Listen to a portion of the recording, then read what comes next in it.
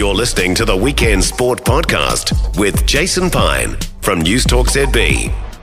Let's talk some cricket. The Blackcaps 50-over World Cup cricket chances given a massive boost during the week. Regular white ball captain Kane Williamson has been deemed fit for selection in the squad as he recovers from his ACL knee injury. Now, there's no guarantee, no absolute guarantee that Kane Williamson's going to be available for the first match against England on the 5th of October, but the tournament does run right through until mid-November. So certainly it seems likely he'll be able to play a significant part. The rest of the 15-strong squad is going to be named on Monday. Let's bring in former Blackcaps coach Mike Hesson. Mike, it seems like a pretty silly question really, but how much of a boost will Kane Williamson's inclusion give the Blackcaps at the upcoming Cricket World Cup?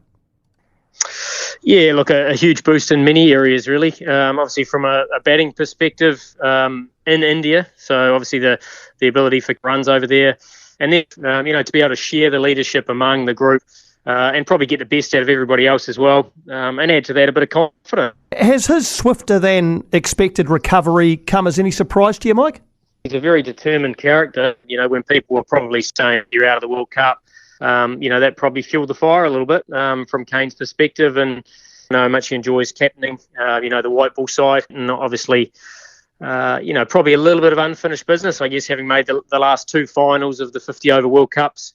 So in terms of his influence around the group, you mentioned his batting. That obviously goes without saying. He's one of our best ever. But his influence around the group, how much of a boost will that be, even if he isn't playing the first couple of matches?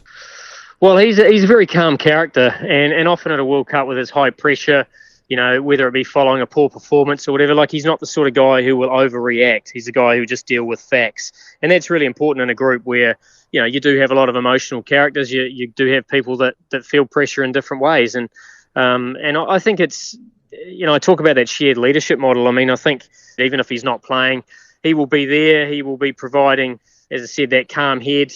Tactically, he's very astute. He knows all the grounds in India. He knows the conditions well, what works, what doesn't. So, all of those skills that he'll bring to the table. And as I said, he'll have that more collective approach as well. In terms of the tournament itself, you got really intimate knowledge, obviously, of Indian conditions through your IPL involvement in recent years. How do you expect a 50-over World Cup to play out there, Hess, in terms of what a par score for 50 overs might be batting first, for example? Well, I think it's going to be very different depending on the different venue.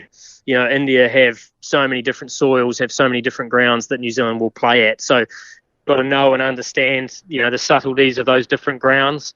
For me, those two pitches and those two games in the middle of the tournament are going to be a real challenge for New Zealand. And, if they can get through that unscathed, then I think they give themselves a good chance of making the semis. Across the tournament, do you expect that bowling attacks are likely to be spin heavy? At some grounds, certainly Chennai, as I've alluded to. But outside of that, you probably always have at least two spinners, but I think there's still plenty of movement in the air, so the ability to swing the ball with a new ball will still create opportunity. The challenge for all the sides will be through the middle overs. If the ball's not turning a lot, if it's flat, how are you going to create wicket-taking opportunities? And that's where I think New Zealand lineup's going to be critical in terms of that third seamer. You can't go in with three sort of similar type bowlers. You're going to need someone with some airspeed. You're going to need someone who has the ability to hurry up, middle orders on flat wickets. So for me, that's probably the biggest challenge of most bowling attacks, and certainly New Zealand face that as well. And which type of batters will be most effective in 50-over conditions? Again, as you've said, it'll depend largely on the ground, but in general terms, what kind of batters will be most effective in this World Cup? It's batters that are able to apply pressure to bowlers through the middle overs, and if you don't apply pressure and you just allow the spinners to go for 40, 45, then you're going to be behind the game. So for me, it's that ability to have players throughout the order who, in their own way, can still find boundaries through those middle overs. And in general terms, just to finish, what is the key to going deep into a Cricket World Cup? As the team you coached did in 2015, as New Zealand did in 2019, what are the real key factors around going deep at a Cricket World Cup? I think it's just isolating the game you're playing in, and even if you get behind the eight ball is still the ability to bat deep, whether you're chasing high scores, or you get yourself in trouble and you're trying to protect your net run rate, those things are going to be critical as well. So, that ability to bat deep. So, tournament play is a little bit different. It's you've got to assess when you're out of a contest and when you sort of have to set yourself up for later on in the tournament. Still try and win the game later, but don't lose it by a large margin.